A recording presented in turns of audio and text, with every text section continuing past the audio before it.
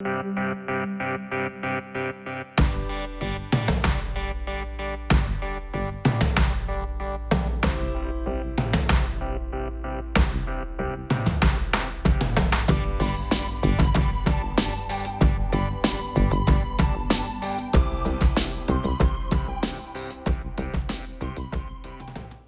bonjour, mesdames, messieurs.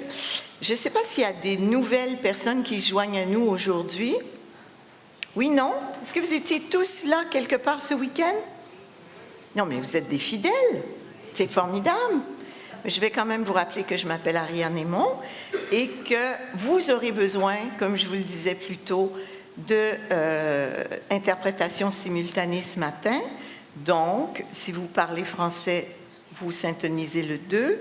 If you speak English, please set number 1. Si ustedes hablan español, diga número 3. Si vocês falam português, diga número 4. Alors, nous sommes en direct sur Facebook et sur le site web de la conférence. On vous invite bien sûr à partager votre expérience sur Twitter et Instagram au mot-clic #OIDP 2017. À l'intention, you should put your headset on, à l'intention de nos panélistes, j'ai une demande des interprètes. Quand vous n'utilisez pas votre traduction simultanée, auriez-vous la gentillesse de baisser le son ou de le déposer sur votre siège? Parce qu'autrement, il y a deux langues qui entrent en conflit et nos valeureux interprètes en arrière, ça leur complique beaucoup la vie. Ça va? Tout est clair? Merci beaucoup. Alors, c'est donc notre dernière journée, encore bien riche en contenu pour cette conférence. On lance cette journée avec un grand panel d'élus. Je sais que pour certains d'entre vous, le mot « élu » se décline différemment. Ce panel, on va essayer de le conduire jusqu'à 10h15 pour rattraper un peu notre retard. La thématique porte sur la participation et le vivre ensemble. Je vais vous présenter la personne qui va animer ce débat, M. Louis-Gilles Francoeur, que j'estime profondément. M. Francoeur est formé en philosophie et en sciences politiques. Il a été longtemps journaliste au seul journal indépendant du Québec, Le Devoir. Il a couvert pendant de longues périodes les grands dossiers environnementaux et il a agi à titre de chroniqueur dans différents médias. Et depuis 5 ans, il a été nommé vice-président du BAP. Le BAP, c'est très important au Québec. C'est le Bureau d'audience publique sur l'environnement. C'est un organisme du gouvernement du Québec qui donne des avis aux différents ministres, développement durable, environnement, lutte contre les changements climatiques, tout ça c'est le même ministère, sur les impacts écologiques, socio-économiques de divers projets qui touchent les citoyens. Alors, il a bien sûr quitté son métier de journaliste il y a 5 ans et c'est lui qui va nous présenter ses invités ce matin qui viennent d'Afrique, d'Amérique du Sud, d'Europe et d'Asie. Monsieur Francoeur, c'est à vous. Eh bien, je vous remercie, Madame Aymon. Alors, bienvenue tout le monde. Vous allez m'excuser, je vais travailler souvent un petit peu en biais par rapport à vous, mais bon, c'est parce que je ne veux pas pouvoir m'adresser directement à nos invités. Le panel de ce matin invite des élus de grandes villes sur des continents fort différents et on voudrait qu'ils nous expliquent comment ils ont construit des dialogues au sein de territoires dont les populations sont souvent très diversifiées. Faire une place à la diversité culturelle, ethnique et religieuse, tout en consolidant l'intégration, constitue évidemment, vous le savez, des défis majeurs pour les administrateurs municipaux. Des défis pour lesquels d'ailleurs il n'existe, je pense, qu'aucune formule magique, sauf peut-être de donner la parole et d'écouter. Alors, chacun de nos conférenciers, à qui nous demandons ce matin de partager avec nous leur stratégie, leur manière de faire pour arriver à ces résultats. Alors, on va les inviter à présenter dans un premier temps, sans leur imposer de thème, leur demander quels sont pour eux les principaux défis auxquels ils font face en termes de participation et de dialogue avec les citoyens. Après quoi, on leur posera des questions et j'inviterai, au fond, dès le début, s'il y a des gens dans la salle qui sont stimulés par ce qu'un conférencier ou l'autre a dit, de venir poser des questions à l'un des micros pour que ça soit interactif. Moi, je ne veux pas dominer le débat. J'aimerais que le débat vienne en grande partie de la salle. Alors, j'ai quelques questions en réserve. Le métier de journaliste, ça ne nous quitte jamais vraiment. Alors, mais je préférerais que les questions viennent de votre côté. Alors, voilà. Je vais commencer par inviter M. Barroso. Je vais les prendre dans l'ordre. Vous savez, ce n'est pas plus compliqué que ça. M. Barroso, Antonio Barroso, est le maire adjoint de la ville de Braga, au Portugal. M. Barroso est un diplômé en administration, en comptabilité de l'Institut Polytechnique de Porto. Et il a travaillé pendant 10 ans au développement socio-économique de la mairie de Póvoa de Varzim au Portugal. Il est présentement membre du cabinet du président de la mairie de Braga depuis 2013 et M. Barroso est également membre et collaborateur de diverses autres organisations et associations. Alors, M. Barroso, on vous passe la parole.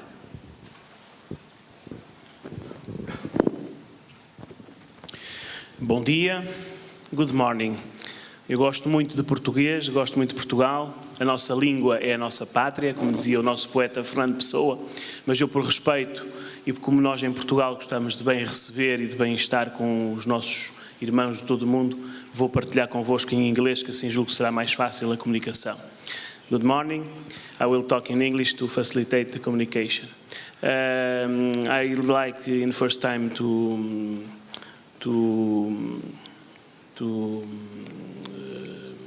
say thank you to the invitation to be in this panel. It's an honor to be with these honorable colleagues in this panel to discuss the participatory initiatives and the society all over the world.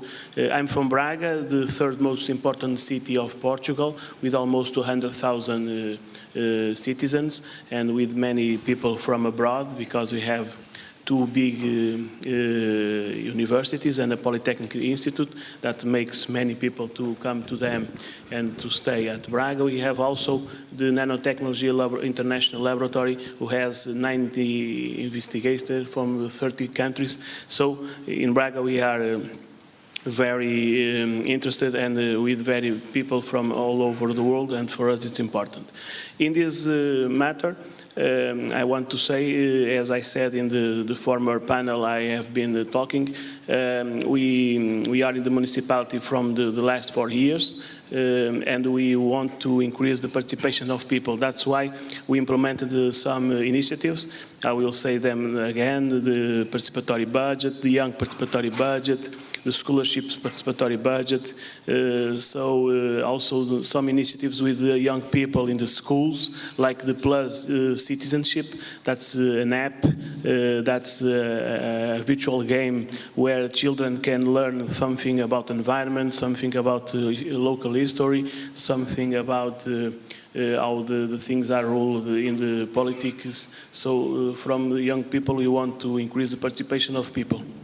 We have other initiatives I can talk about all along the morning. So for us it's important to be in here, and I think we are going to share our experience, but also to learn with you about the experience. And many times it's important in these debates to understand things that haven't been so good. The mistakes are important to us to make some changes in our experiences to increase the participation of people. To terminate these interventions, I want to say that's very important to put our people participating, because I believe, I'm a strong believer in the representative democracy. I think it's the base of democracy, but we have to put our people to participate. They have to have the sense of belonging of the things. The things are not of a strange entity like the state. The states are we.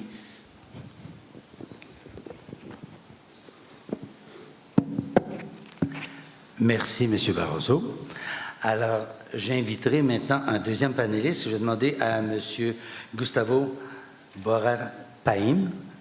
J'espère l'avoir bien prononcé. Merci. Excusez-moi.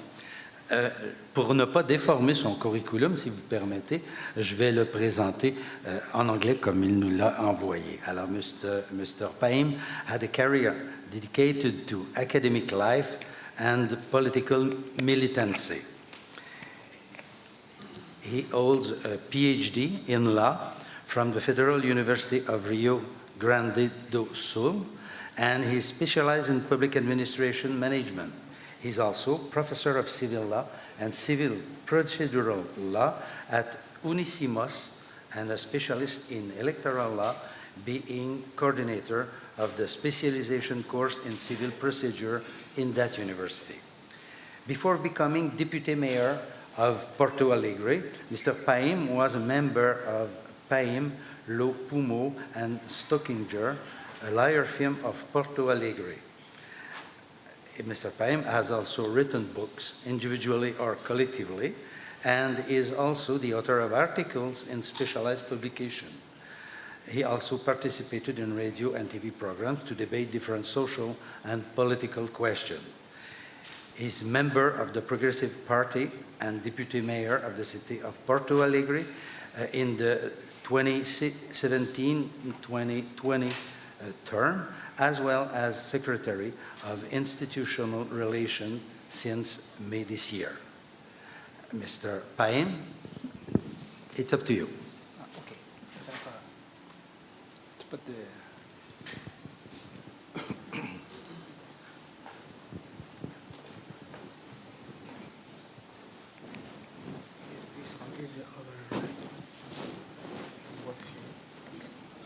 there. Forward.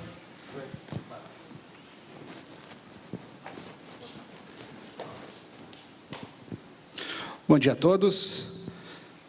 Eu vou falar em português mesmo e vou falar em pé, que é um pouco uma característica. Eu, quando dou aula, eu gosto de falar em pé, não gosto de falar sentado.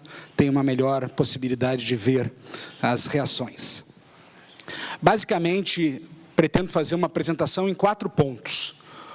Um pouco sobre Porto Alegre, muito pouco sobre Porto Alegre, um pouco sobre o orçamento participativo, isso que é uma marca de Porto Alegre, apresentar os desafios que hoje existem em termos de democracia participativa em Porto Alegre e que podem ser desafios a fragilizarem o orçamento participativo e, posteriormente, apresentar um caminho que entendemos possível para que tenhamos uma democracia participativa mais forte em Porto Alegre.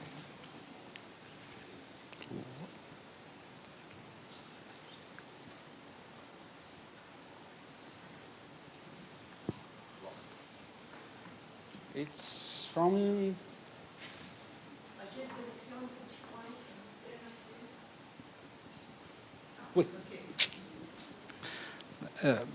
Alguns dados de Porto Alegre. Porto Alegre é uma cidade de cerca de 1,5 milhão de habitantes. Ela é de 1772, completou agora, em março, 245 anos. E ela tem...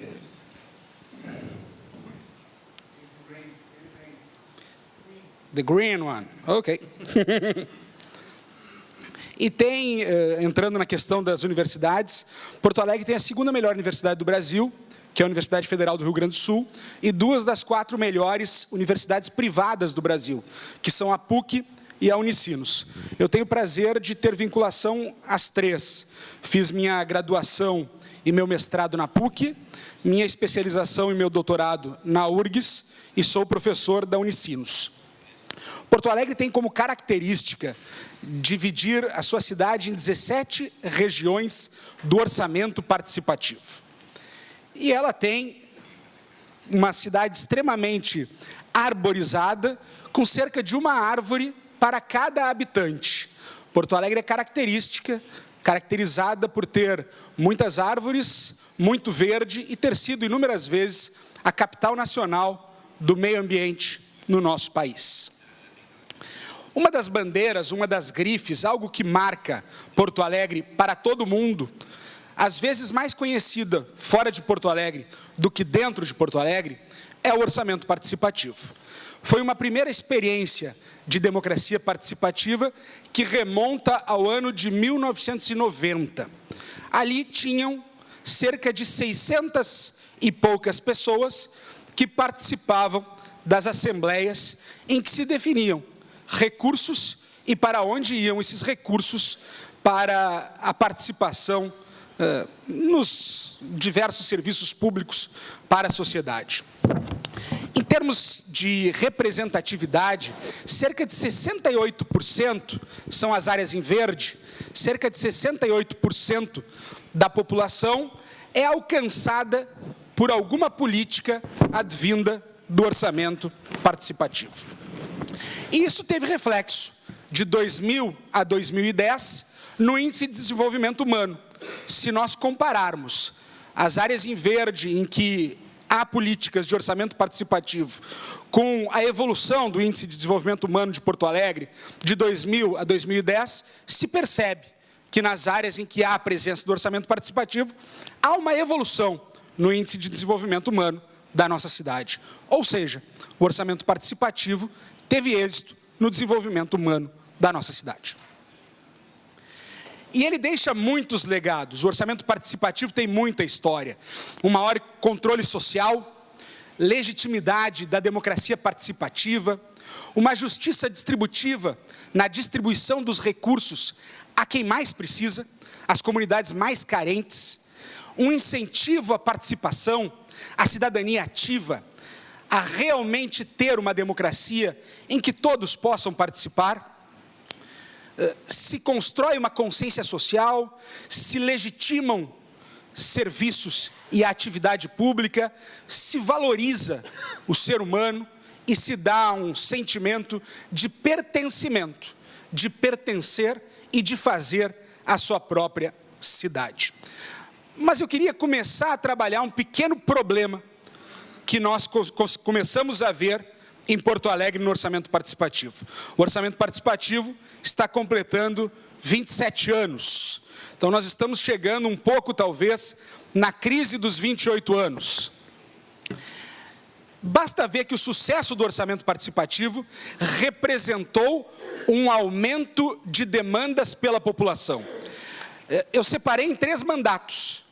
Os mandatos do Executivo no Brasil são de 4 anos. Então, nós tivemos eleição municipal em 2004, e foi eleito para o mandato de 2005 e 2008, depois o mandato 2009 e 2012, e um terceiro mandato 2013 e 2016. Os últimos 3 ciclos de chefia do Poder Executivo em Porto Alegre. No primeiro ciclo, de 2005 a 2008, haviam, em média, 241 demandas por ano.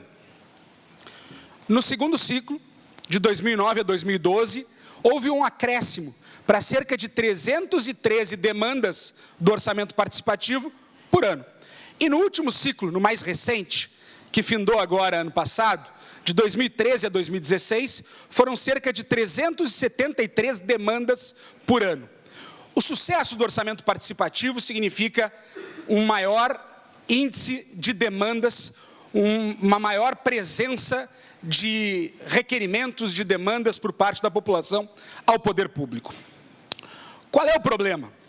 E aqui está, então, a encruzilhada que nos encontramos. No último período, 2013 a 2016, foram 1.495 demandas. Das demandas desse período, apenas 128 foram concluídas.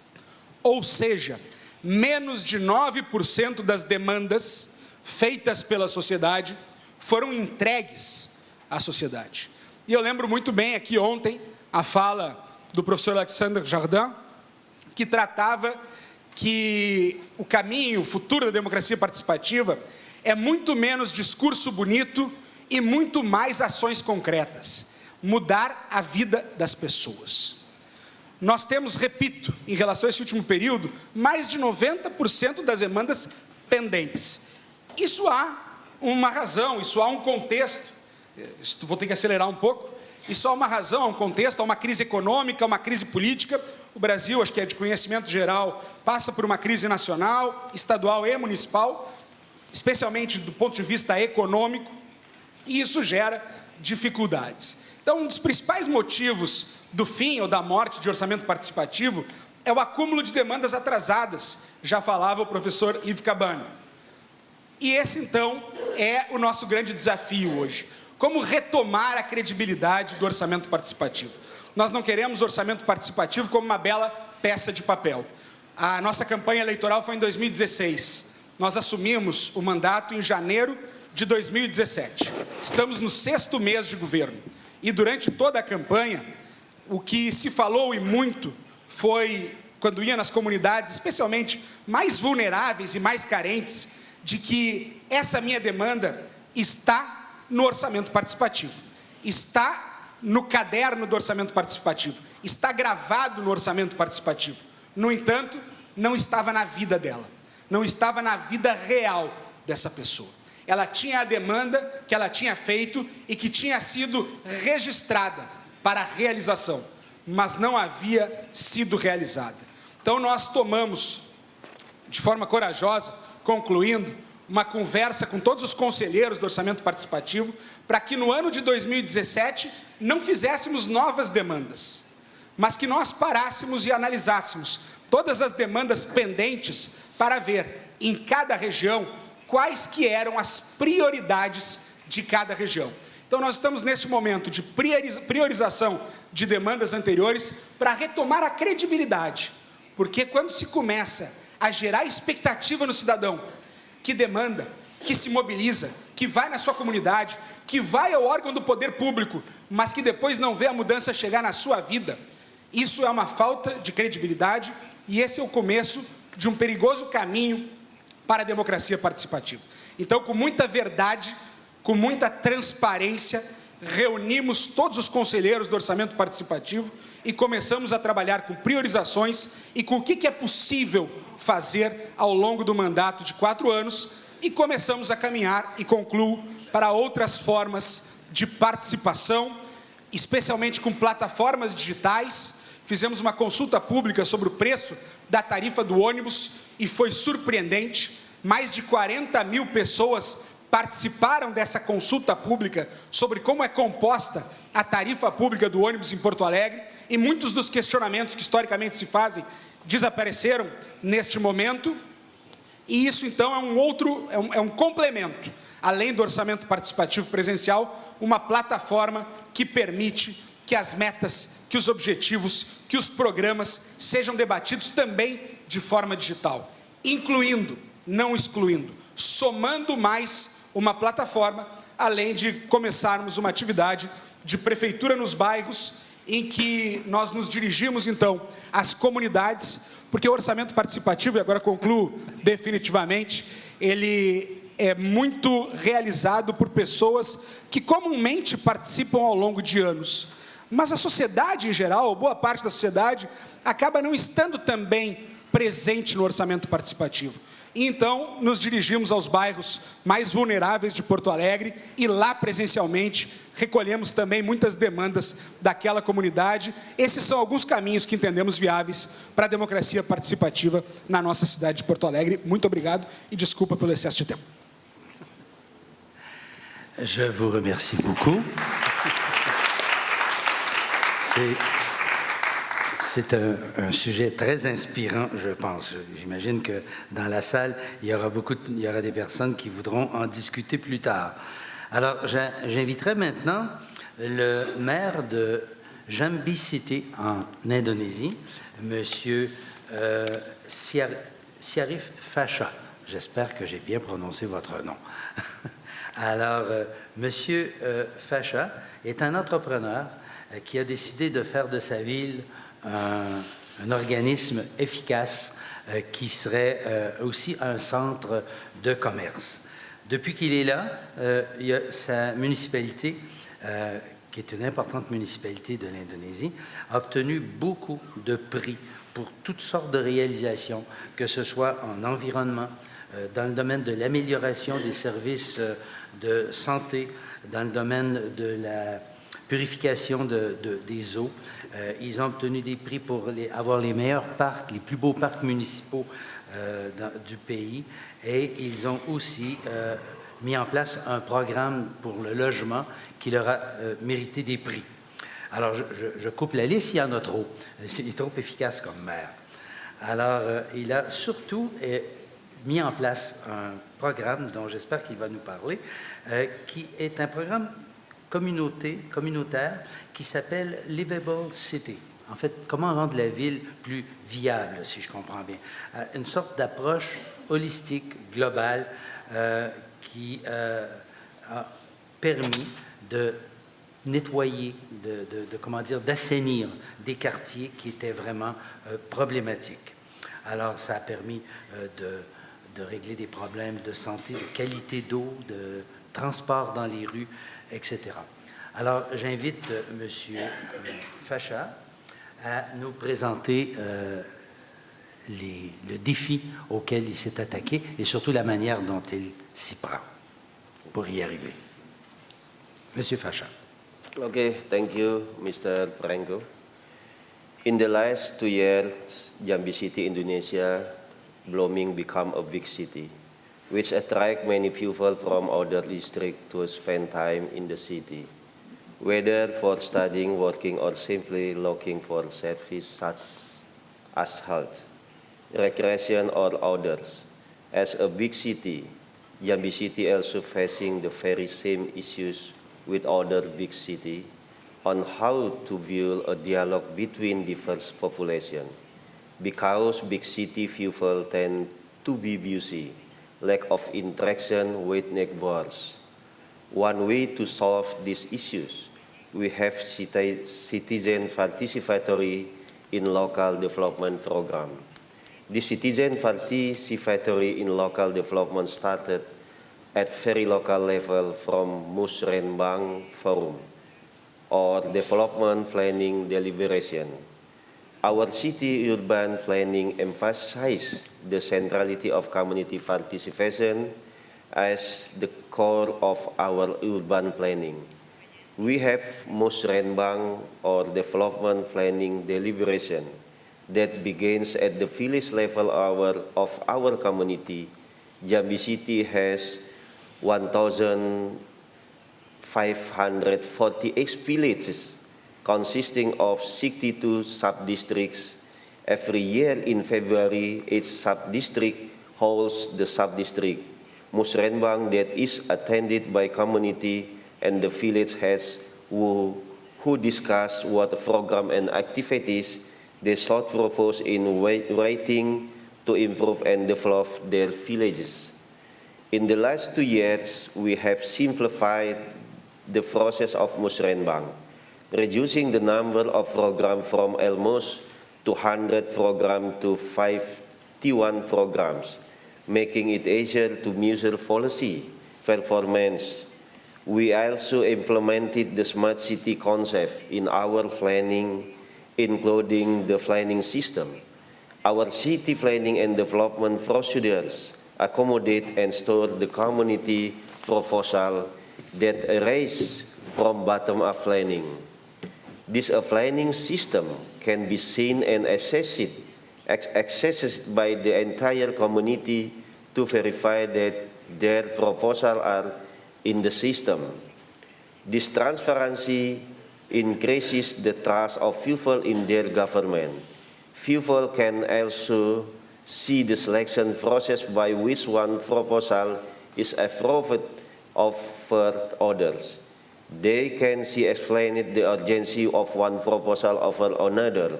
It created empathy for other districts. For example, residents of a district denied requested road repairs can see documentation showing that district whose requests were approved had greater needs. Aside from community participation, we also incorporate a traditional Indonesian value known as gotong royong, a tradition of working together to finish a project of common interest. With gotong royong, we created collaboration among communities, government, and the private sector to create vital infrastructure with Gotong Royong.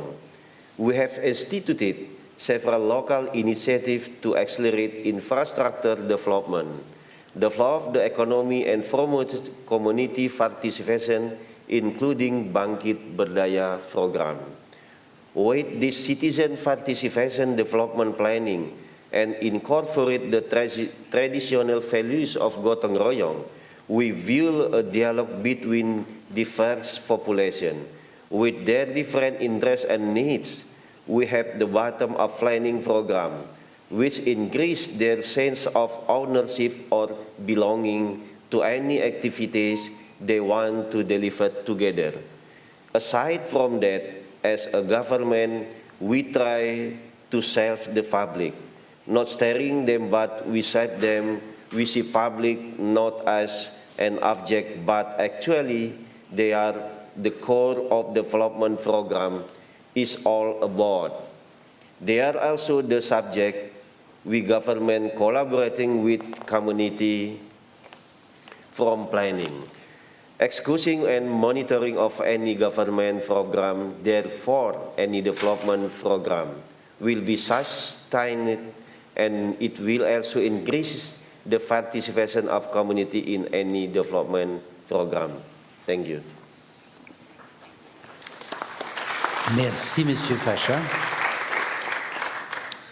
Alors, j'inviterai maintenant Monsieur Ntone Ntone, qui est le maire de la ville de Douala, au Cameroun.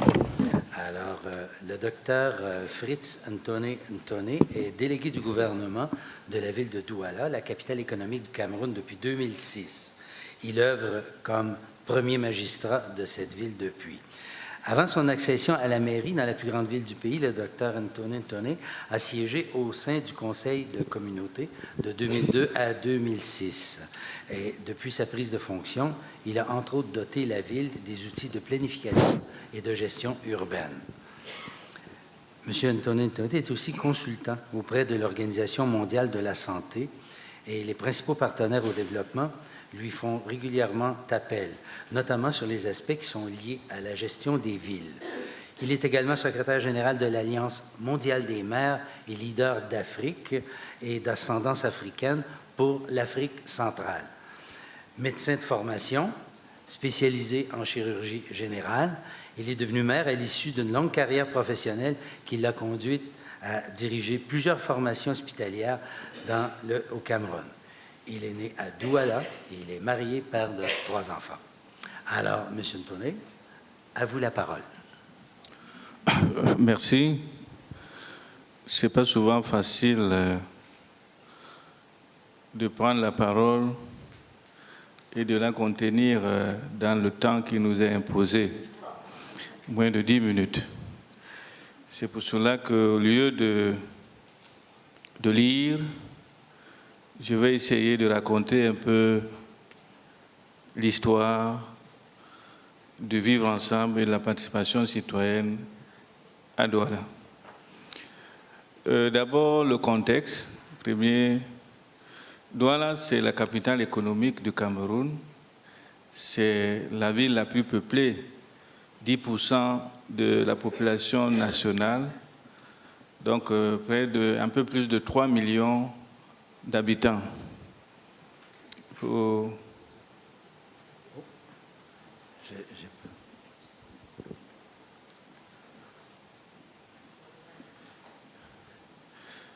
Voilà. Alors, près de 3 millions d'habitants, un taux de croissance très élevé, 5%. Mais ce que vous devez savoir, c'est que c'est une ville de convergence où cohabite tout. Au point de vue économique, le secteur informel, secteur formel. Secteur informel est d'ailleurs le plus volumineux, 70%. Nous avons 6 arrondissements. Le plus important, c'est que le Cameroun a près de 248 dialectes qui sont parlés avec autant d'ethnies. Et tout cela se retrouve à Douala. Nous avons une quarantaine de représentations diplomatiques et une cinquantaine d'autres nationalités se retrouvent à Douala. Au point de vue partis politiques, il y a plus d'une centaine de partis politiques au Cameroun. Peut-être c'est une dizaine qui sont actifs, mais tous se retrouvent dans la ville de Douala. À Douala, on parle en même temps de quartier et de village, puisque même si la modernité a essayé de diluer un peu le côté traditionnel, les villages, il reste. Il y a autour de 70 villages contre 150 quartiers, et les quartiers sont subdivisés en blocs. Et c'est souvent, entre guillemets, les allogètes qui sont dans les quartiers et les villageois dans les villages. Mais à ce jour, tout se mélange, même dans les villages, on trouve pratiquement tout le monde. Et au point de vue religieux, toutes les religions se côtoient au quotidien, y compris même les nouvelles religions qui polluent nos villes actuellement. Bref, la ville de Douala, c'est un grand cocktail compliqué. Alors, on a pris conscience en 2011, en tant que responsable de la ville, on annonce les élections présidentielles. Et nous sentons qu'il y a de la tension en l'air. Et avec ce qui s'est passé 2 ou 3 ans auparavant, les grèves de la faim, où les jeunes ont tout saccagé, les élections présidentielles sont souvent des occasions où le vivre ensemble est éprouvé. Il fallait donc qu'on anticipe. C'est ainsi que nous avons donc organisé, favorisé aussi l'organisation du vivre ensemble dans la ville de Douala. D'abord, la soirée républicaine, c'était l'élection présidentielle, donc il fallait que le vivre ensemble tourne tout autour des valeurs républicaines, paix, travail, patrie, être citoyen et autres. À la même époque, comme il y avait quand même un peu 2 camps, le camp des autochtones, le camp des allogènes, nous avons favorisé le rapprochement entre les chefs traditionnels locaux et les représentants des communautés, des autres communautés du Cameroun vivant dans la ville de Douala. Et on a baptisé cela paix au village. Ces 2 communautés maintenant vivent normalement, s'il y a quelque chose, ils s'entendent. Nous avons pensé aux communautés étrangères qui vivent. C'est pour cela que tous les ans, nous organisons une soirée interculturelle où les Doualais se retrouvent avec les Sénégalais, les Français, nous tous, et dans une soirée qui arrive en apothéose d'une semaine culturelle où on découvre les mets des autres pays pour que, au fait, les étrangers aussi se sentent à l'aise à Douala. Pour ce qui est de nos projets, on s'est rendu compte qu'il y a une grande différence entre le vivre ensemble et la participation citoyenne. Nous vivons ensemble, il n'y a pas de problème depuis des années. Mais qu'est-ce qui fait en sorte que tout le monde ne bénéficie pas du produit de la ville? Qu'est-ce qui fait en sorte que tout le monde ne participe pas à l'épanouissement de tout le monde? Alors c'est là où on a commencé à voir, voilà. C'était à l'occasion des grands projets, des grands projets d'infrastructure. Les populations, quand nous avons élaboré le plan de développement, la stratégie de développement de la ville de Douala, les populations ont placé de manière consensuelle comme leur première priorité la mobilité, les routes. Mais on vient arranger les routes, les populations les prennent en assaut, c'est là où ils font le commerce, c'est comme si ils jettent les ordures partout. On arrange les caniveaux, les drains, c'est devenu les dépotoirs et quand les inondations arrivent, c'est un problème. On vit donc ensemble, mais il n'y a pas une participation citoyenne, c'est-à-dire ce souci de préserver donc ce bien commun. C'est pour cela que tous les grands projets maintenant sont associés à ce qu'on appelle des bureaux d'écoute par quartier, pour leur expliquer, pour qu'eux-mêmes s'approprient du projet, comprennent le bien fondé du projet et protègent ce projet. Donc, nous avons aussi créé des plateformes de participation citoyenne, des agoras, où nous prenons des thèmes que nous discutons, la ville, son histoire et sa mémoire, l'adressage, tout ce que nous faisons pour que, au fait, les populations soient au courant de ce qu'on fait et qu'elles participent à ce que nous faisons. Même les médias. Au fait, en résumé, le vivre ensemble, oui, c'est un concept très intéressant. J'ai même oublié de dire que j'ai participé à la déclaration de Montréal en juin 2015. On était une vingtaine de villes de par le monde à signer cette déclaration et à mettre en place aussi l'observatoire de vivre ensemble.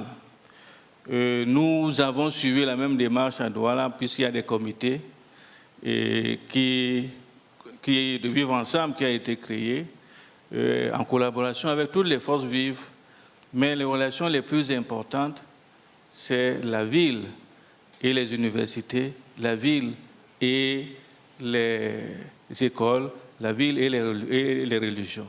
Donc, de manière formelle, le vivre ensemble est organisé à Douala, mais de manière un peu dure au quotidien. Il faut qu'on améliore la participation citoyenne, parce que nos villes sont en proie au désordre urbain. Il y en a qui arrachent les poteaux électriques sur les fils électriques pour aller vendre, d'autres. Donc, au fait, il y a encore des manifestations des inégalités dans nos villes, au fait qui, à notre avis, traduisent l'inéquité dans la répartition des biens. Et chaque maire doit faire tout et tout pour améliorer donc l'accès de ces populations, le plus grand nombre possible, aux services de base, pour que le sentiment d'appartenance, au fait, s'en trouve aussi amélioré. Les quelques images que vous voyez, il y a là les réunions dans les quartiers, quand on formait les bureaux d'écoute, les soirées interculturelles, il y a les Indiens, il y a les Français, les Sénégalais. Donc quand on se retrouve, tout le monde est à l'aise à Douala. Vivre ensemble, oui, mais il faut améliorer la participation citoyenne par le dialogue aussi citoyen. J'ai oublié que nous utilisons aussi, on bénéficie des expériences d'autres villes. Nous sommes jumelés à la ville de Dakar, qui est très avancée en matière de dialogue citoyen. Nous faisons les échanges de personnel et ils sont venus à Douala, ainsi que la ville de Bamako. Je vous remercie donc pour votre bienveillante attention. Ça, c'est la modeste expérience de la ville de Douala.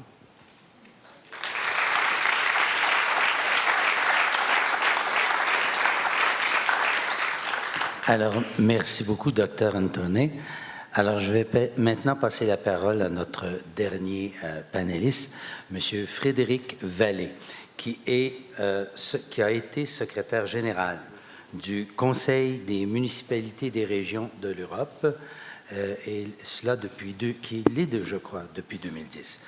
C'est un expert en affaires européennes au niveau local et régional, et aussi dans ce qu'on pourrait appeler la diplomatie municipale au niveau global. Il a près de 25 ans d'expérience dans le travail au niveau local et régional. Et de 2004 à 2010, il a travaillé principalement, je crois, auprès des autorités de la société ou l'autorité métropolitaine de la ville de Nantes. J'espère que je ne me trompe pas en faisant une traduction simultanée improvisée. Alors, voilà, il est aussi conseiller aux affaires internationales et européennes et chef du service européen dans ce secteur à Nantes, je crois. Très bien. C'est ça, je ne vais pas trop. Alors, en fait, je suis toujours secrétaire général du Conseil des communes et régions d'Europe, mais j'ai été effectivement conseiller du maire, Jean-Marc Ayrault, à l'époque, pour la ville de Nantes. Et auparavant, j'ai aussi été élu municipal en région parisienne. Donc, j'ai effectivement une expérience assez longue, mais je suis maintenant dans un poste d'observation de ce qui se passe au niveau européen et global, puisque je suis aussi représentant des gouvernements locaux européens au sein de Cités et gouvernements locaux unis, l'organisation mondiale. Ce que je voudrais dire sur la participation citoyenne, c'est que finalement, cette longue expérience que j'ai m'a permis de voir comment on a évolué vers la nécessité de faire participer les citoyens. Et peut-être que ma position me permet à la fois d'avoir un regard critique et en même temps de pouvoir permettre les échanges sur les expériences qui sont conduites dans les différents pays européens, puisque les traditions sont aussi très différentes d'un pays à l'autre. Mais on est ici au Canada et au Québec, et je sais que c'est un sujet aussi qui est tout à fait important, et le vivre ensemble, dont parlait Monsieur le maire de Douala, est aussi une donnée de plus en plus essentielle dans la gestion des villes.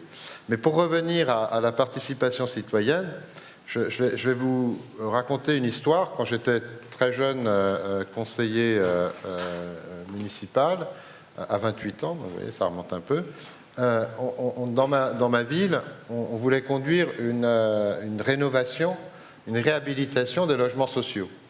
Et donc les autorités municipales s'étaient concertées entre elles avec l'agence responsable des logements sociaux, et puis avaient monté un projet magnifique où on rénovait tous les logements individuels, le quartier, etc. Et puis, à un moment donné, on a dit il faut qu'on aille présenter ça aux habitants du quartier. Et alors là, réaction terrible des habitants du quartier qui disent « mais de quoi je me mêle?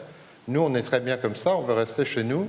Vous allez rénover nos bâtiments et nos logements et les loyers vont augmenter. » Alors tout le monde s'est regardé en disant « mais non, mais au contraire, c'est pour vous, on a fait ça pour que vous soyez plus heureux, etc. » Et puis là, j'ai compris qu'une chose qui est essentielle, c'est que en politique et en gestion publique, on ne fait pas le bonheur des gens malgré eux. Et donc, il faut toujours avoir en tête que la population, les citoyens, les habitants, peuvent avoir des idées sur la manière dont ils veulent organiser leur quartier, leur localité, qui ne sont pas forcément la même que celle des élus.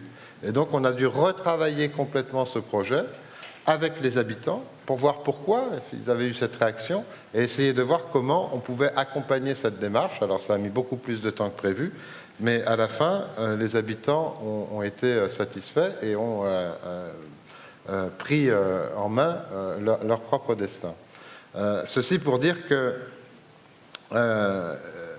la crise qu'on connaît de démocratie représentative est souvent liée au fait que pendant des années, on a délégué le pouvoir aux élus, les citoyens ont délégué le pouvoir aux élus en se disant « bon, finalement, ça, c'est pas pour nous ». Et puis, progressivement, ils ont voulu se réapproprier cette capacité à agir et à décider par eux-mêmes de ce qui était bon pour eux. Alors, je vais dire quelques exemples comme ça que j'ai notés, qui me viennent en tête sur comment s'organise la démocratie en Europe. J'ai milité à l'Europe, mais on pourrait avoir des expériences du même type, je pense, ailleurs. Et je voulais aussi reprendre une expérience que j'avais eue en Suède, dans les pays nordiques qui ont une vieille tradition de participation. Dans les années 80, vraiment tout début de ma carrière professionnelle, je m'occupais de formation des élus et j'organisais des échanges déjà à l'époque avec les pays scandinaves qui ont toujours été un peu un modèle en Europe, en tout cas en France à l'époque, mais aussi dans les autres pays. Et j'étais allé dans une petite communauté, dans une petite ville de Suède, et j'avais participé à quelque chose d'incroyable, c'est-à-dire que tous les vendredis, dans cette communauté, tous les habitants se réunissaient avec le conseil municipal, et le maire et les conseillers municipaux disaient « Ah ben voilà ce qu'on a à l'agenda cette semaine, le gouvernement nous demande de faire ci, ou on doit construire une nouvelle école l'an prochain », enfin, tous les sujets étaient échangés, et les gens venaient, participaient, donnaient leur avis, et puis le conseil municipal décidait ensuite des mesures à prendre. On y parlait aussi de taxes, d'impôts, de financement, de comment organiser ce financement des services nouveaux. Et ça, ce modèle-là, ce modèle nordique qui a existé pendant longtemps, malheureusement, aujourd'hui, c'est curieux parce qu'on dit qu'il faut plus de participation citoyenne, mais avec le temps, ce modèle-là, il s'est un peu affaibli parce que les gens ne venaient plus aux réunions progressivement, et donc ça s'est vidé un peu de son sens. Et ceci pour dire que la participation, c'est pas forcément inné, c'est quelque chose qu'on doit construire avec les citoyens, et c'est quelque chose qui doit s'accompagner aussi de formation citoyenne.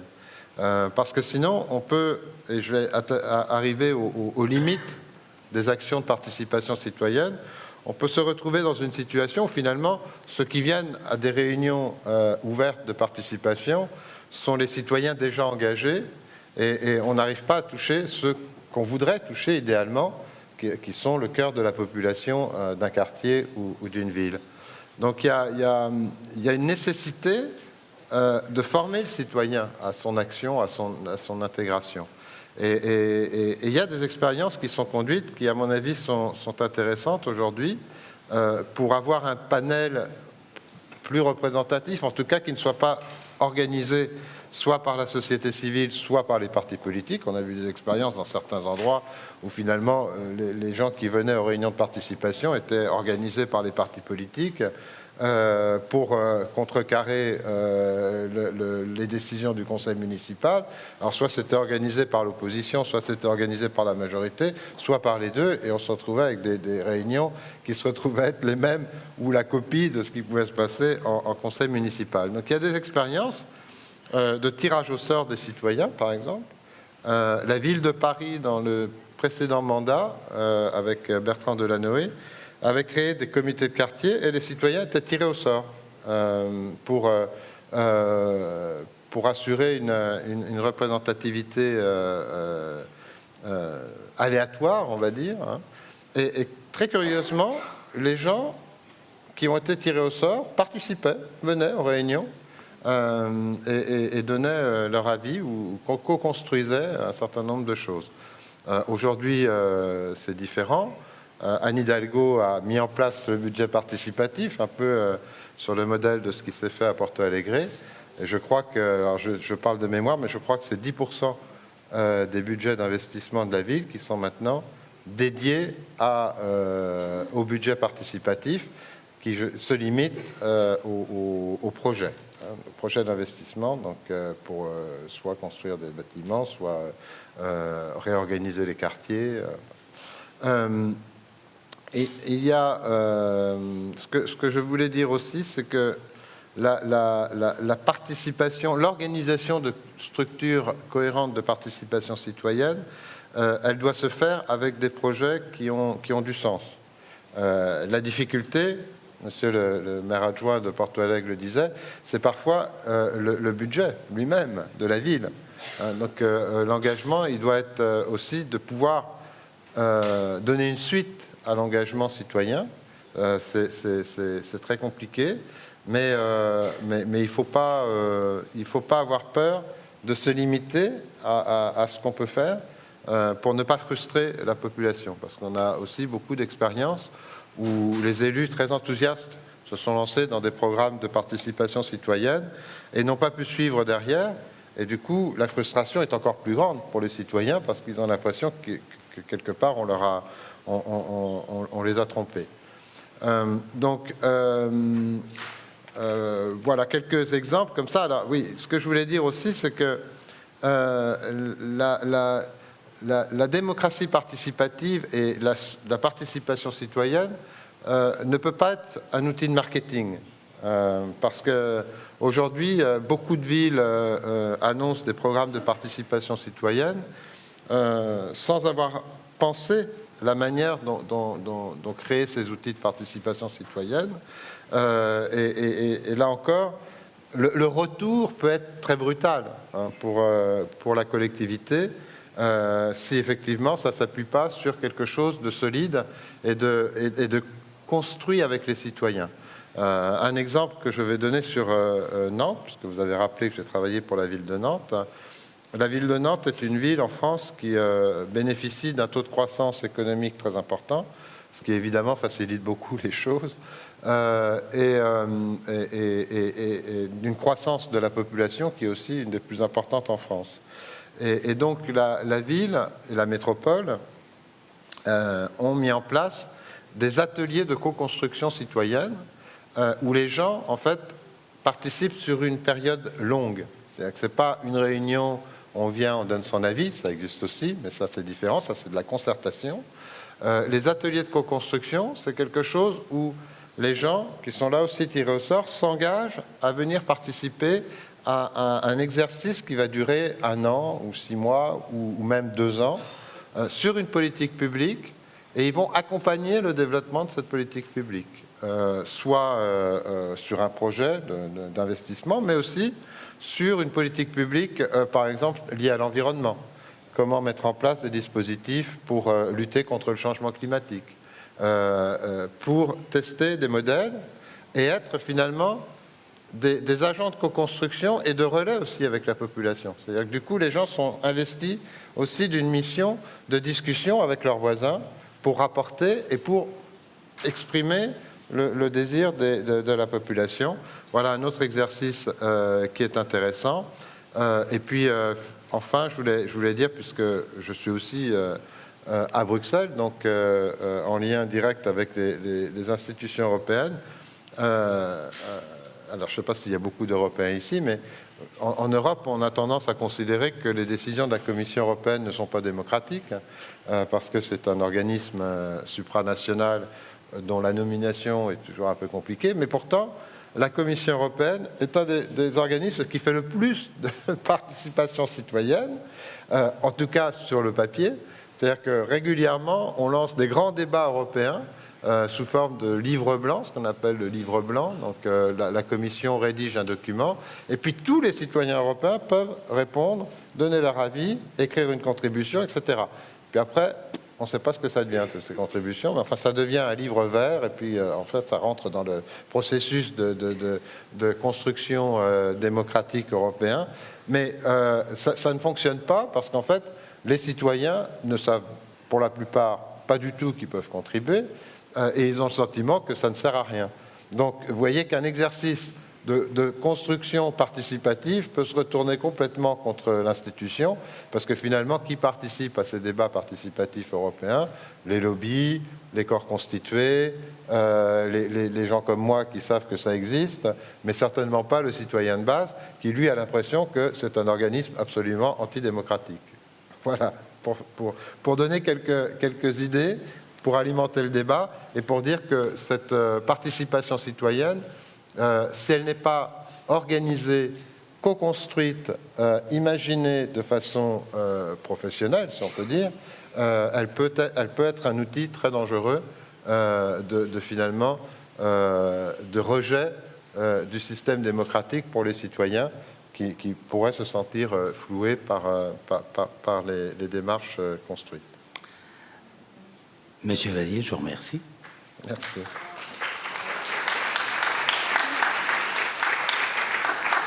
Alors, j'inviterai les gens dans la salle qui voudraient poser des questions parce qu'il nous reste assez peu de temps. Écoutez, on atteint la limite de 10 heures dans quelques minutes. On nous a dit qu'on nous donnerait un petit peu plus. Alors là, je pense que Mme Aymon va essayer de de nous aider à corriger le tir. Qu'est-ce que vous en pensez? Alors, comme on a déjà des gens au micro... On peut aller jusqu'à écart, m'a-t-on dit. Bon, alors, on va y aller. On va y aller doucement. Est-ce qu'on peut avoir un petit peu plus de lumière? Excusez-moi, M. Vallée. Un peu plus de lumière dans la salle? Oui? C'est bon? Alors, tous ceux et celles qui ont envie de participer à cette discussion intéressante jusqu'ici, alors, on va aller sur notre gauche. Oui. Nommez-vous? Oui, bonjour, Georges Letarte, consultant en développement des communautés à Montréal. Sur la dernière intervention, vous avez soulevé un point précis qui m'interpelle beaucoup, c'est celui de l'instrumentalisation des consultations, de la participation citoyenne, particulièrement par le milieu politique, par les partis plus représentatifs. On fait face ici aussi, évidemment, à cette situation-là. Est-ce que vous connaissez des expériences européennes qui, je dirais, d'une façon un peu préventive, ont réussi à élaborer des stratégies d'action pour mieux contenir cette tentative courante d'instrumentalisation? Merci. Bonne question. Alors, qui veut répondre à la question? Monsieur Valli, vous voulez y aller? Oui, juste pour répondre... Je crois que ça s'adressait d'abord à vous. À la question. J'expliquais tout à l'heure qu'il y a des systèmes, par exemple, de tirage au sort des citoyens. Ça, c'est une manière de contourner cette difficulté, parce qu'effectivement, si on tire au sort des citoyens au hasard, on a quand même de plus de chances qu'ils ne soient pas représentants d'un corps constitué ou d'une organisation politique. Et l'objectif, c'est effectivement de pouvoir prendre des gens qui dans leur quartier, dans leur environnement, vont contribuer, mais en étant représentants d'eux-mêmes et pas représentants d'un corps constitué. Mais ça, donc le tirage au sort oui. est une manière tout à fait efficace Mais ce que j'ai compris en discutant avec certains participants, c'est que c'est une tendance qui a l'air de s'installer dans un certain nombre de pays européens. Quelqu'un hier me parlait du G1000, oui, mais peut-être vous pourriez nous en dire un mot, parce que je ne suis pas sûre qu'on est si familier ici avec cette tendance on tire au sort des citoyens, un peu comme on le fait dans les jurys de justice, et les gens n'ont pas trop le choix, doivent y aller, c'est ça? Oui, alors, la limite, c'est qu'effectivement, si les gens décident de ne pas y aller, ils ont quand même le choix de ne pas y aller, il n'y a pas d'obligation. Mais par contre, effectivement, bon, je vais dire, en général, les gens sont plutôt intéressés et contents d'avoir été tirés au sort. Okay. Ils ont besoin d'une formation, qu'on leur explique pourquoi on les a tirés au sort, pourquoi on les fait venir, quel est l'enjeu, etc. Parce que très souvent, les gens, en fait, se disent, mais est-ce que je suis légitime pour participer à cet exercice-là? Pourquoi moi Et donc, il faut expliquer aux gens qu'il n'y a pas de légitimité. Leur légitimité, c'est d'être citoyen. Donc, et est-ce que les autres citoyens jugent ça représentatif? Ce qui sort de cet exercice, est-ce que ça provoque de la cohésion ou de l'opposition ou du doute? Non, mais vous dites, est-ce qu'ils sont représentatifs? Justement pas. La représentativité, la démocratie représentative, c'est la démocratie traditionnelle, ce sont les élus. Eux, ils sont représentatifs, ils ont été élus. Là, ce qu'on cherche par cet exercice-là, c'est pas que les gens soient représentatifs de quelque chose, c'est qu'ils soient citoyens, qu'ils donnent leurs sentiments, qu'ils co-construisent, mais la décision finale, elle reste toujours au conseil municipal. Dans une ville, les outils de participation citoyenne, ils sont là pour accompagner la décision, mais un budget, il est toujours voté par le conseil municipal, de toute façon. Parfait. Oui, bonjour, Mercedes. Robert, donnez votre titre Oui, s'il vous alors plaît. Mercedes Robert, je suis coordinatrice de la table des regroupements provinciaux d'organismes communautaires et bénévoles. C'est un regroupement d'autres regroupements actifs particulièrement en santé et services sociaux au Québec. Donc, énormément, plus de 3000 groupes communautaires au total. J'ai 2 questions et j'aimerais que ceux qui se trouvent inspirés y répondent en nous donnant peut-être des exemples que vous aimeriez partager. Plusieurs ont dit, ou enfin surtout à Porto Alegre, qu'il fallait faire des efforts particuliers pour rejoindre les populations pauvres.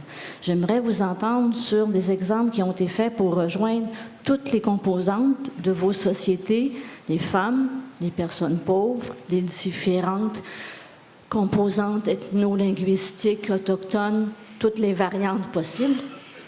Et deuxième question, vous avez été plusieurs à parler d'instances de discussion, d'instances même de présentation, même d'explication de projet. Et que, bien entendu, et qu'ensuite, ce sont les pouvoirs représentatifs, mandatés pour prendre les décisions, bien sûr, qui les prennent. Est-ce que vous avez des expériences à partager sur l'imputabilité? Lorsque des instances, lorsque des élus reçoivent des demandes de la population, lorsqu'ils y répondent ou non, quel genre d'imputabilité, quel genre de rapport ils sont faits auprès des populations qui les ont demandés? Merci. Wow, 2 bonnes questions, n'est-ce pas?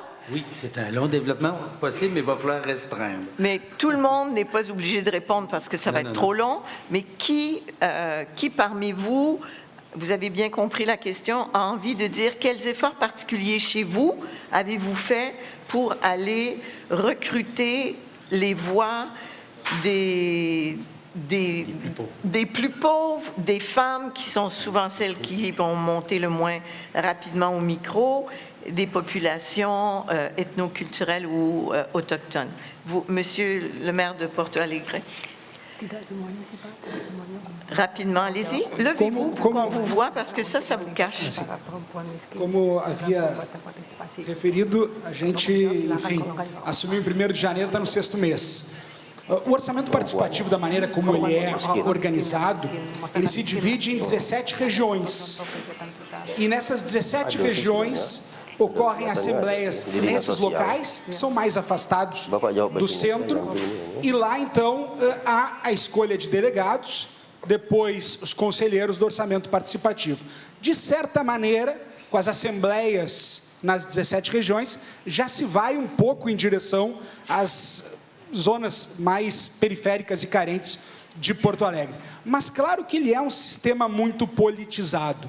É claro que se vê em cada assembleia, muitas vezes, as mesmas pessoas. Há ali toda uma participação de pessoas que talvez em um dado momento foram pessoas mais vulneráveis e que hoje já fazem parte do estamento, do status quo, já fazem parte quase da organização pública da cidade, organização política da cidade. O que fazer para superar isso? E nós iniciamos semana passada, teremos semana que vem o 2º, o Prefeitura nos Bairros, que não é uma novidade, já foi analisada na OIDP, já foi uma boa prática reconhecida, e primeiro lugar que nós fomos foi no bairro Mário Quintana. É o bairro com o pior índice de desenvolvimento humano de Porto Alegre, os maiores índices de violência em Porto Alegre, em que nós temos realmente uma realidade dura do tráfico e da violência, e levamos toda a estrutura de Porto Alegre um sábado inteiro para lá.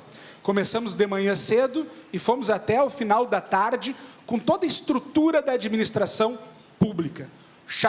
Utilizamos a estrutura política que existe e lá tivemos a participação de muitas pessoas que nós não víamos nas assembleias do orçamento participativo. Então, acho que demos um passo no sentido de alcançar mais pessoas e especialmente aquelas que talvez não estejam normalmente...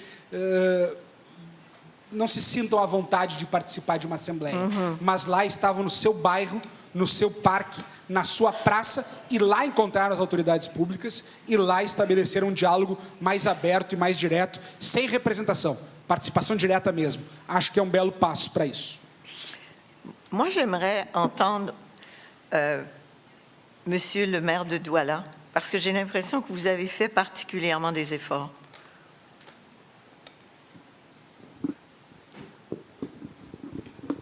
Oui, merci. Comme je l'ai dit tantôt, les efforts sont faits.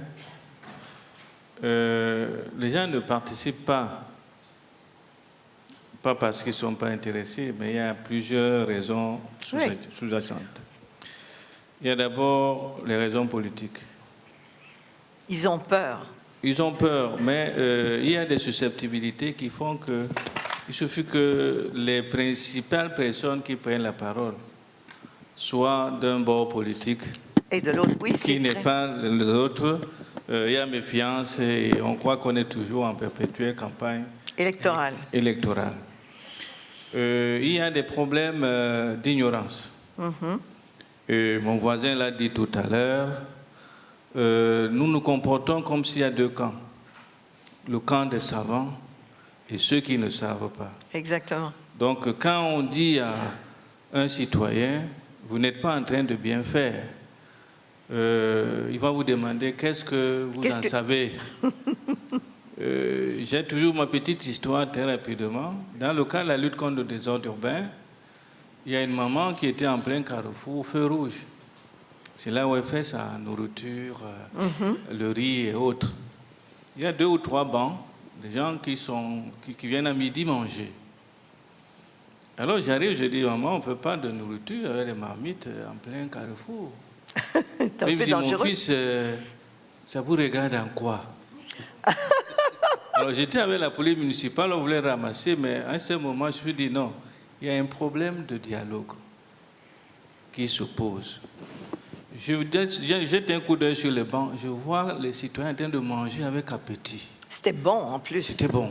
Je dis non, nous n'avons pas encore les mêmes notions. Il faut que je recule pour qu'au point de vue définition, la dialectique soit la même.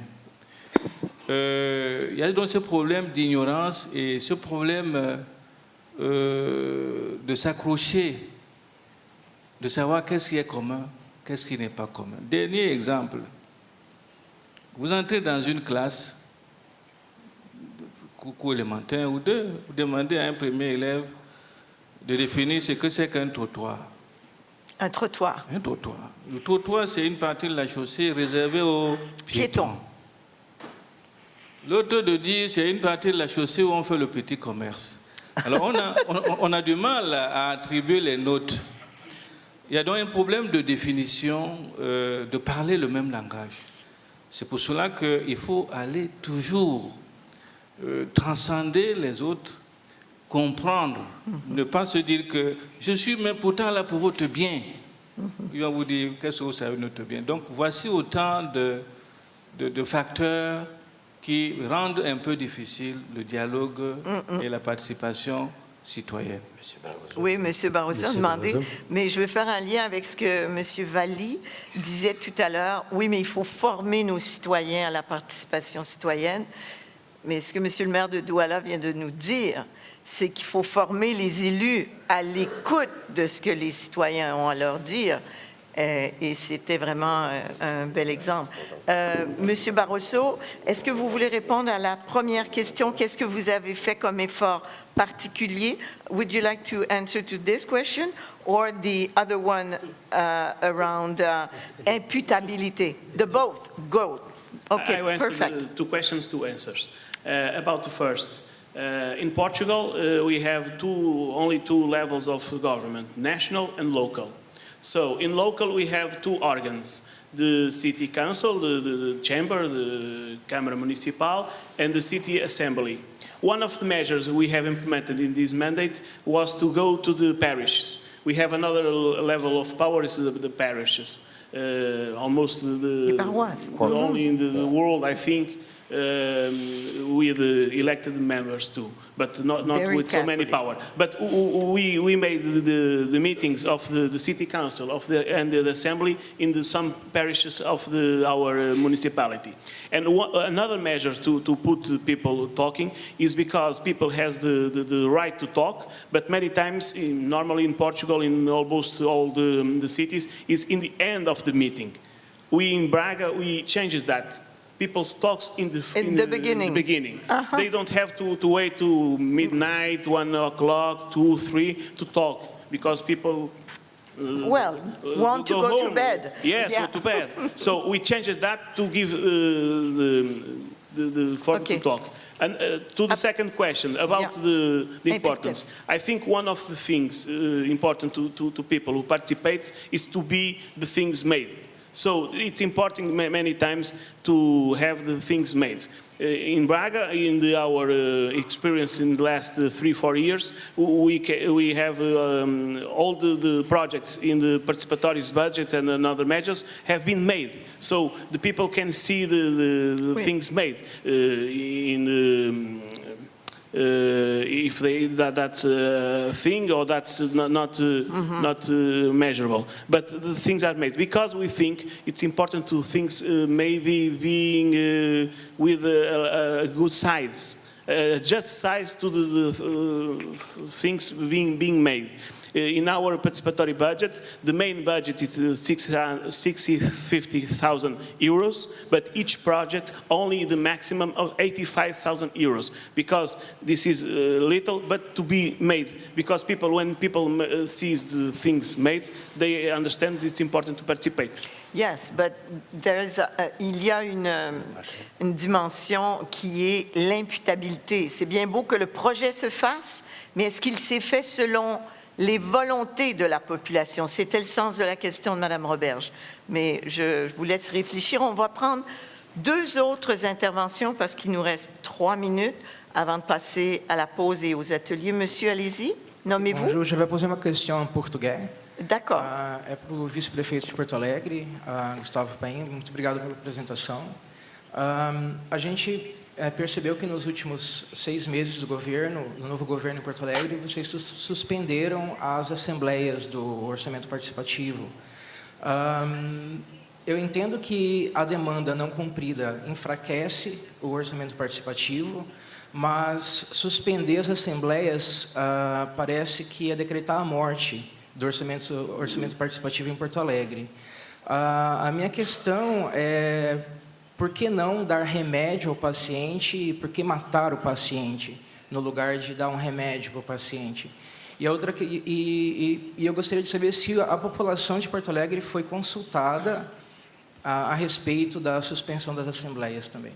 Obrigado. Na verdade, Levez-vous, monsieur le maire, s'il vous plaît, parce qu'on ne vous voit pas ici. Uma questão de correção. Na verdade, durante toda a campanha, trabalhamos muito a discussão, não são os últimos 6 meses, são os primeiros 6 meses de governo. Durante a campanha, reunimos muito conselheiros e delegados do orçamento participativo, que estiveram lá presentes, e que disseram que se sentiam frustrados, porque demandavam, mobilizavam a sociedade, e na hora da vida real, não havia transformação. Demandavam, viam escrito no caderno do OP, mas a vida real não era transformada. E o que nós fizemos foi uma conversa com o Conselho do OP, para deixar bem claro que não foram suspensas as assembleias, elas não foram suspensas. A cada mês, na primeira terça-feira do mês, reúne-se todo o Conselho do Orçamento Participativo. Nós apenas estabelecemos com estes conselheiros e com estes delegados, que são eleitos em assembleia. As assembleias ocorrem mais no final do ano. Elas ocorrem por outubro, novembro, que vão ocorrendo nas regionais e pelas temáticas, e ocorrerão esse ano. As assembleias estão ocorrendo com os conselheiros do orçamento participativo, só nós estabelecemos, através de diálogo com eles, de que não seriam feitas novas demandas. Então, há reuniões, há diálogo, há assembleias, há reuniões do Conselho do Orçamento Participativo, inclusive para deliberar quais são as prioridades daquelas demandas passadas não cumpridas. E, a partir daí, estabelecer um cronograma para resgatar a confiança do cidadão no OP. Est-ce que ça a répondu à votre question, monsieur? Oui. Il fait signe comme ça. OK, monsieur, Merci. vous allez être la dernière personne. Allez-y. Nommez-vous. Denis Tchante. Oui. Denis Tchante. Et vous arrivez de quel pays? Ou vous êtes de Montréal? Je suis à Montréal. Ah, OK, parfait. Et votre question se dirige vers qui? La première question, j'ai 2 questions. La première est dirigée vers le dernier intervenant qui a beaucoup mis l'accent sur la formation. J'aimerais bien, s'il peut préciser le type de formation et de quelle manière former les citoyens. OK. Et votre deuxième question? La deuxième question s'adresse au délégué du gouvernement de Douala. Oui. Parce que dans la sociologie urbaine, on précise que les gens transposent en ville les comportements culturels ruraux. Et quelles sont les actions qui sont menées pour permettre à cette population hétérogène et composite de mieux s'intégrer dans l'espace urbain et aussi avoir un comportement de citadin. OK. Merci. Bon, c'est des grandes questions à répondre brièvement. Monsieur Valli, allez-y. Alors, quelle formation? C'est difficile parce qu'il n'y a pas de formation type, mais il y a des modules qui existent, il y a des organismes qui sont spécialisés dans ce type de formation, mais la principale, je dirais que c'est donner aux citoyens la vision des enjeux de ce que représente leur participation à un atelier de co-construction ou à une décision participative, parce que souvent quand on n'est pas élu municipal ou qu'on n'a pas cette expérience-là, on n'a pas la connaissance de comment on budgétise par exemple un projet, comment on le finance, comment on le construit dans la durée, et donc tout ça c'est important. Et puis l'autre aspect c'est le conflit toujours existant entre l'intérêt particulier et l'intérêt général. Quand on vient dans un atelier participatif, qu'on est citoyen et qu'on n'a pas d'expérience particulière de gestion municipale ou de gestion publique, on vient avec son idée et on se dit ben moi, je voudrais ça. Et l'objectif, c'est quand même, en discutant avec les autres participants, en travaillant avec eux, de passer d'un intérêt particulier, qui peut être tout à fait légitime, à quelque chose, à l'intérêt du quartier ou l'intérêt général. Du bien commun. Du bien commun. Donc ça s'apprend. Et puis, il faut apprendre à discuter avec des urbanistes, avec des architectes, avec des professionnels. Et comme le disait monsieur le maire de Douala, c'est dans les deux sens. C'est-à-dire qu'à la fois, les professionnels doivent apprendre à discuter avec des citoyens qui n'ont pas forcément l'expérience professionnelle ou le savoir des professionnels. Et puis, à l'inverse, ces citoyens doivent aussi avoir des éléments pour comprendre ce que leur disent des professionnels. Mais voilà. cette façon de vendre les enjeux, de les faire saisir aux citoyens, est-ce que ça ne peut pas devenir parfois une façon de vendre le projet, d'aller créer artificiellement un appui, alors qu'en réalité, un autre mode de participation aurait peut-être fait apparaître une autre vision? Oui, c'est ça qu'on essaye de chercher normalement. Mais effectivement, il y a aussi ce danger-là, d'utiliser la démocratie participative comme un moyen de légitimer un projet politique. Mais oui, c'est un risque. Mais je voudrais dire aussi, parce que je n'ai pas répondu tout à l'heure sur le tirage au sort, il y a des gens qui vont très loin en Europe, hein, vous disiez. Par exemple, parce qu'il y a une crise de la démocratie représentative, on l'a vu hier en France, il y a eu moins de 50% d'électeurs qui se sont rendus aux urnes pour désigner l'Assemblée nationale, quand même terrible quand on y pense. Et il y a des gens qui pensent que, par exemple, on devrait être dans les assemblées publiques, réserver une part des postes à des gens tirés au sort, pour justement donner la diversité, parce que nos assemblées, qu'elles soient municipales ou nationales, sont souvent absolument pas représentatif de la diversité de la population. Absolument. Et un des moyens de rendre possible cette diversité, c'est de tirer au sort des gens qui seraient désignés citoyens, un peu comme dans les jurys d'assises, avec là, pour le coup, une obligation de présence et de participation rémunérée. Vous trouvez ça plus efficace que de donner la parole aux organismes communautaires qui représentent déjà ces sous-groupes de la société? Alors là, vous touchez quelque chose qui est très différent entre la France, mon pays d'origine, et l'Amérique du Nord. C'est on ne voit pas la société organisée en communauté en Europe en général, particulièrement en France. C'est pas des communautés, les associations sont des citoyens regroupés autour de thématiques. La société civile organisée, on appelle ça en Europe. Oui, il y a ce conflit-là. Il y a ce conflit-là, oui, c'est vrai. C'est un long débat. Monsieur le maire de Douala, alors vous avez une question sur comment on travaille à empêcher la reproduction des comportements régionaux ou ruraux à l'intérieur des villes. Faut-il les empêcher? Cet axe-là n'est pas vrai. Ce n'est pas vrai? Qu'on transpose C'est les pas si vrai. comportements de village en ville. Non. C'est pas si linéaire que ça. OK. C'est complexe. Ceux qui viennent se comportent comme Des immigrants en ville. les bactéries. Les bactéries? Qui ont reçu beaucoup d'antibiotiques et ils sont résistants. Ils sont résistants à cause de plusieurs thérapies. Donc la situation dans les villes, c'est complexe. Vous voyez une maman, elle était plus propre dans son village Qu'en ville, bien sûr. qu'en ville. Un jeune, il était beaucoup plus assidu qu'en ville. Donc il y a un produit hybride Oui. qui est mutant de manière perpétuelle, qui demande donc un réajustement entre les élus et le peuple pour que le dialogue soit réadapté. Une compréhension mutuelle qui amène une volonté collective. Oui. Donc c'est ce que nous retrouvons dans les villes. Même si on essaie de reproduire le modèle villageois dans la ville, ce n'est pas la même chose qu'au village. Oui.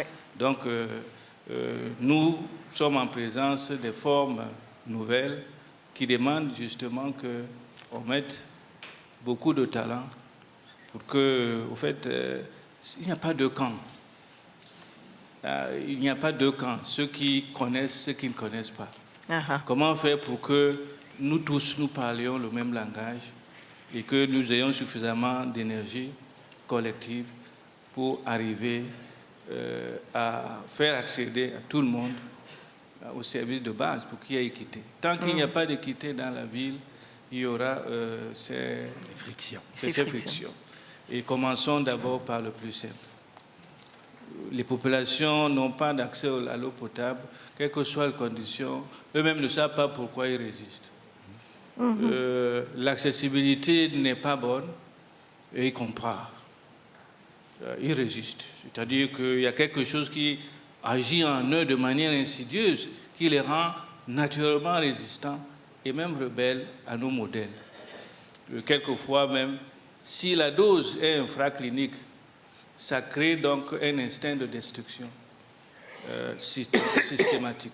Donc la base, c'est vraiment de combattre les inégalités. Combattre les inégalités et essayer de faire accéder à tout le monde. Parce que, je le dis, quand le cerveau a déjà pris la place de l'estomac, l'estomac la place du cerveau, on réfléchit maintenant avec le cerveau et on mange. On réfléchit avec l'estomac et on mange avec le cerveau. Oui. C'est ce qu'il faut éviter. Oui, je comprends. Merci beaucoup, mesdames, messieurs. Est-ce qu'on clôt ce panel? Merci de votre attention. Merci au maire de Porto Alegre. Merci à monsieur le maire de Jambi City. Merci au maire de Braga, au maire de Douala et merci à monsieur Vallier, donc dont le titre est plus complexe, notre expert ville participation. Merci, mesdames, messieurs. Merci, monsieur Franqueur.